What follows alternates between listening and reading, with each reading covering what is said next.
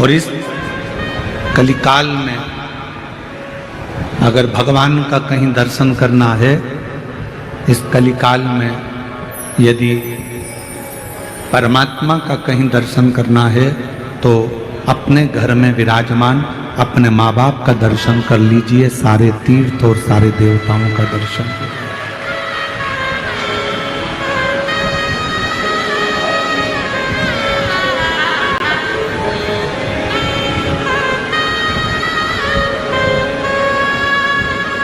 सारे देवताओं का दर्शन एक साथ, सारी नदियों का दर्शन, सारे पवित्र तीर्थों का दर्शन अपने माँ बाप के दर्शन में हो जाता है। ये हम नहीं कह रहे हैं,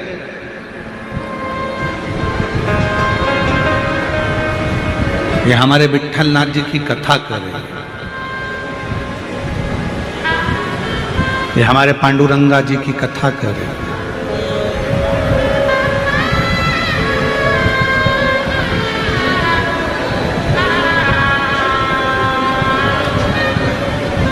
भगवान शिव उस समय पर कैलाश पर विराजमान थे, काशी में निवास कर रहे थे, आनंद के साथ बैठे हुए थे और भगवान को मालूम पड़ा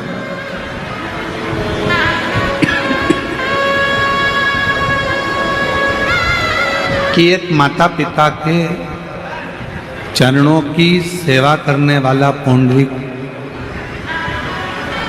माता पिता के चरणों की स्तुति करने वाला पौंडरिक, माता पिता के चरणों का अनुमोदन करने वाला पौंडरिक, माता पिता की सेवा में तल्लीन रहने वाला पौंडरिक अपने माँ बाप की सेवा कर रहा है और भगवान हरि विट्ठल उसके लिए भगवान नारायण अपना बैकुंठ छोड़कर पंढरपुर की भूमि पर पधारे हैं।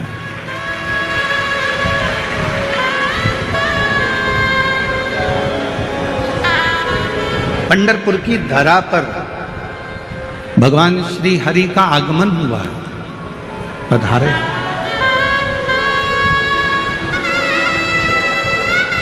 शिव जी के पास सूचना पहुंची, भगवान देवादित्य महादेव तुरंत तैयारी कर लिए। पार्वती जी ने पूछा कहाँ जा रहे हो? भगवान शंकर कहते हैं आज मेरे नारायण अपना बैकुंठ छोड़कर पृथ्वी पर आए हैं, पृथ्वी पर।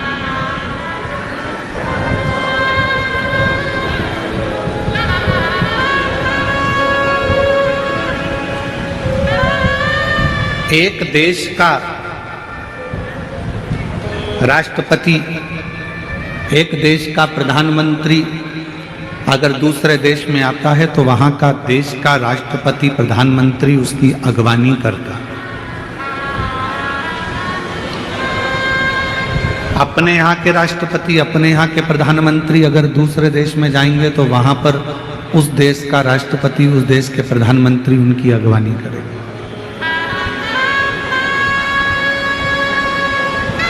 जब मृत्यु लोक के देवाधिदेव महादेव इस मृत्यु लोक के देव हैं, ये पूरी पृथ्वी का भार, ये पूरे मृत्यु लोक का भार, संपूर्ण पृथ्वी जल तल आकाश का पूरा भार भगवान शिव के पास है।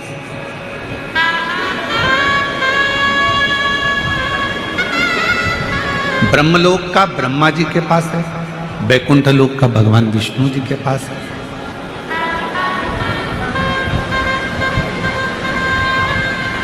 तो भगवान शंकर का भी एक क्रम है।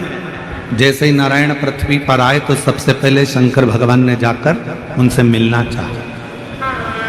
तिरुमाला के शिखर पर वेंकटेश भगवान जब बैकुंठ छोड़कर तिरुमाला पर आते हैं तो भी भगवान शिव जाकर उनका आदर करते हैं, कपिलेश्वर महादेव के रूप में विराजमान होते हैं।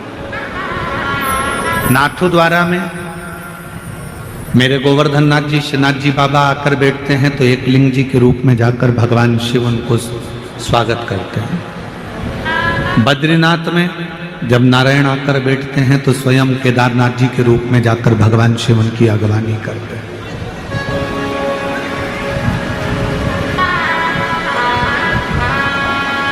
एक भक्त के लिए भगवान अपना वैकुंठ छोड़कर आ गए। और वो भक्त भी नारायण का भक्त नहीं, वो भक्त भी किसी देवी देवता का भक्त नहीं है, वो भक्त है अपने माता पिता के चरणों का।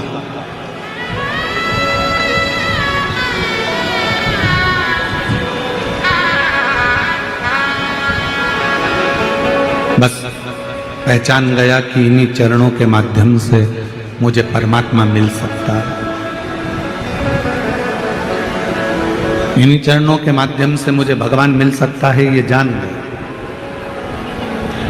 और मेरा सभी आस्था चैनल पर कथा सुनने वाले श्रोता भाई बहनों से, सोशल मीडिया पर कथा सुनने वाले सभी भाई बहनों से निवेदन करूंगा, आपसे कहूंगा कि आप कहीं नहीं जा सकते, आप किसी को नहीं मानते, आप किसी को नहीं सुनते, मत सुनो। आप किसी को नहीं मानते, मत मानो। आप कहीं नहीं जाते, मत जाओ। आप किसी के आगे शीश नहीं झुकाते, मत झुकाओ। आप किसी को प्रणाम नहीं करते, मत करो। पर इस व्यासपीठ के माध्यम से एक बात जरूर कहूंगा, अपने घर में जो जीते जी अपने माँ बाप विराजमान हैं, उनके चरणों का भी अगर वंदन कर रहे हो तो भगवान मिल सकते। बाहर की आवाज थोड़ी सी कम करो, बाहर वाली रिटर्न आ रहा है उसका, उसकी आवाज आ रही है।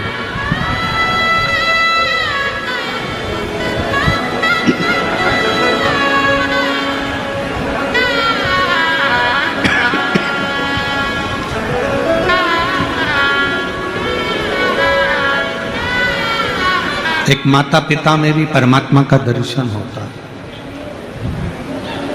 प्रथम बारी करने वाले, प्रथम बारी भरने वाले एक ही हैं, वो हैं मेरे भगवान शिवदेव, देवाधिदेव महादेव। सूचना मिलते ही नंदी को साथ लेकर परिवार के साथ चल दिए सीधे पंढरपुर की ओर, सीधे पंढरपुर।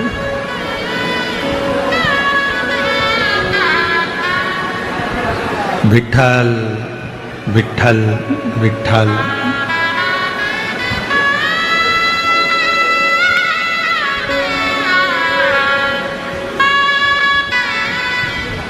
जपते जपते जपते। और जो पंढरपुर की भूमि पर देखा कि भगवान शिव आए हैं,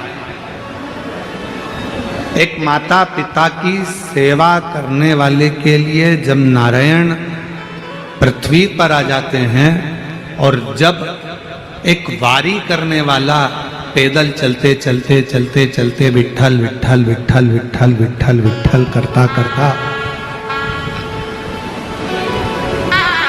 पंढरपुर में पहुंचते हैं, एक वारी करने वाला जब हरि विठ्ठल का नाम लेता लेता लेता लेता पंढरपुर की पवित्र भूमि तक पहुंचते हैं, तो जैसे शंकर भगवान वारी करते करते आए तो नारायण दौड़ कर गए और वारी करने वाले शिवजी को उन्होंने कंधे पर नहीं, अपने हाथ पकड़कर नहीं, वारी करने वाले शंकर भगवान को अपने सिर पर धारण कर कर लेकर चले।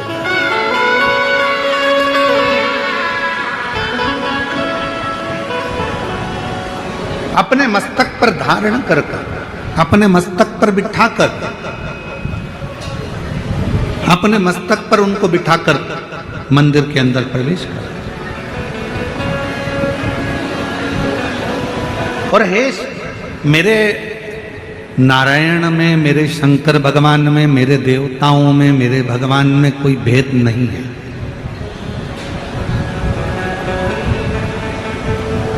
रामचरितमानस किस किसने पढ़ी है, जरा हाथ उठाएंगे आप लोग?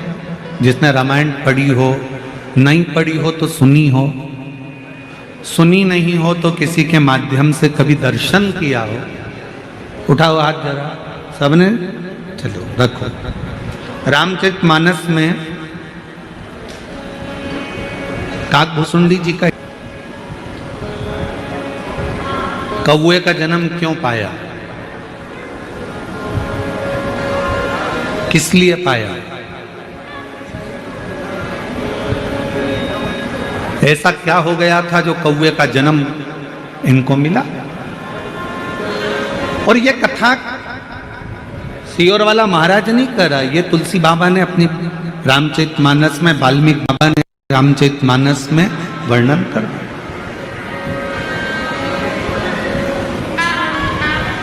कौवे का जन्म क्यों मिला, किस लिए, किस कारण? केवल एक कारण था, अयोध्या में रहते थे काकभूषुंडी, पूर्व जन्म में एक सुंदर परिवार में उनका जन्म हुआ था और अयोध्या से वो सीधे वहां से अयोध्या छोड़कर उज्जैनी चले गए, अवंतिकापुरी। और अवंतिकापुरी में जाने के बाद एक गुरु मिल गए उनको और उस गुरु की शरणागति उन्होंने ग्रहण करी। ये शंकर जी के सिवाय किसी को नहीं मानते, भेद करा। एक दिन गुरु जी ने समझाया कि नारायण में और शिव में कोई भेद नहीं,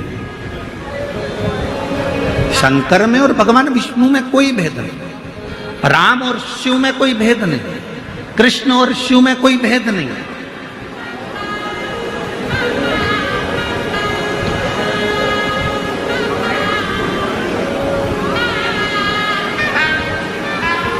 इनमें कोई भेद नजर नहीं आता। फिर भी वो नहीं माना और उसने भेद करा और गुरुजी से बात संवाद करा तो गुरुजी को क्रोध आ गया और गुरुजी ने कह दिया कि तू हजारों बार जन्म लेगा और कीड़े की योनि प्राप्त करेगा। उससे छूट गया।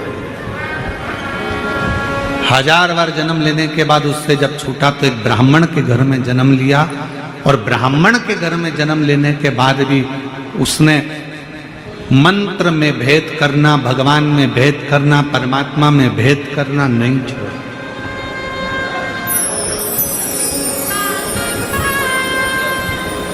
फिर उज्जैनी पहुंच गया ब्राह्मण के और उज्जैनी में जाकर एक गुरु जी के सानिध्य में रहने लगा और गुरु के सानिध्य में रहकर भगवत भजन करता, स्मरण करता। पर गुरु जी ने एक दिन भगवान नारायण की महिमा का गुणगान किया। इसको बड़ा बुरा लगा। इसको बुरा लगा तो इसने तुरंत गुरु जी का विरोध किया। शंकर भगवान का सच्चा भक्त कभी भी किसी दूसरे देवता की बुराई नहीं करेगा।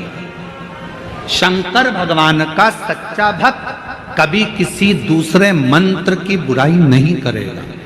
शंकर भगवान का सच्चा भक्त न देवताओं की बुराई करता है, न कभी मंत्र की बुराई करता है। शंकर भगवान का सच्चा भक्त एक सर्वश्रेष्ठ संत का लक्षण क्या होता है? एक सर्वश्रेष्ठ संत, साधु, सन्यासी, तपस्वी, उपासक का लक्षण क्या होता है? वो कभी किसी देवता को बड़ा या छोटा नहीं बताता। सच्चे संत, साधु, सच्चा ब्राह्मण कभी किसी मंत्र को ऊपर नीचे नहीं बताता कि यह मंत्र श्रेष्ठ है, यह मंत्र कमजोर है, यह मंत्र ऐसा है, इस मंत्र को मत जपो, इस मंत्र को जपो, इस देवता को मत मानो, इस देवता को मानो, इस भगवान की स्तुति करो, इस भगवान की मत करो। सच्चा संत, सच्चा शिव भक्त, सच्चा गुरु, सच्चा पूजनीय अगर कोई ब्राह्मण है, कोई संत है, कोई साधु है, कोई तपस्वी है, कोई साधक है, कोई उपासक है, तो वो देवताओं में कभी भेद नहीं करेगा, मंत्र में कभी भेद नहीं करेगा। किसी मंत्र को और किसी देवता को ऊपर और नीचे कभी उसको तराजू में नहीं तोलेगा। वो कभी नहीं कहेगा कि नहीं नारायण बड़े हैं, शंकर छोटे हैं, शंकर बड़े हैं, नारायण छोटे हैं, ब्रह्मा बड़े, भगवान विष्णु छोटे, राम बड़े, कृष्ण छोटे, कृष्ण बड़े, राम छोटे, शिव बड़े, ऐसा कभी वो भेद नहीं करेगा। सच्चा संत, सच्चा गुरु, सच्चा शिव भक्त, शंकर की सच्ची आराधना करने वाला कभी किसी देवता की ना तो निंदा करता है, ना कभी किसी मंत्र की निंदा करता है, ना किसी मंत्र को ऊपर बताएगा ना नीचे बताएगा, ना कभी किसी देवता को ऊपर बताएगा ना नीचे बताएगा। सच्चे शिव भक्त का लक्षण है वो अपने मन से सबको एक ही बात कहता है, तुम्हारे दिल में जो मंत्र आ जाए वो जप लो, और जो तुम्हारे हृदय में बैठा हो उसकी मूर्त की पूजन कर लो, भेद नहीं कर। तुम्हें राम अच्छा लगे तुम राम जी को भजो, तुम्हें कृष्ण अच्छा लगे तुम कृष्ण भजो, तुम्हें राम नाम अच्छा लगे राम नाम बोलो, कृष्ण नाम अच्छा लगे कृष्ण नाम बोलो, विठ्ठल नाम अच्छा लगे विठ्ठल नाम बोलो, शिव नाम अच्छा लगे शिव नाम बोलो, ओम नमः शिवाय अच्छा लगे ओम नमः शिवाय बोलो, नमः शिवाय अच्छा लगे नमः शिवाय बोलो, श्री शिवाय नमस्तुभ्यम अच्छा लगे श्री शिवाय नमस्तुभ्यम बोलो, ओम नमो भगवते वासुदेवाय अच्छा लगे वो जप लो, श्री कृष्ण शरणम मम अच्छा लगे वो जप लो। तुम्हारा मन जो करे, तुम्हारा मंत्र जो मूल हो तुम्हारे हृदय के लिए वो जपो, उसमें भेद नहीं।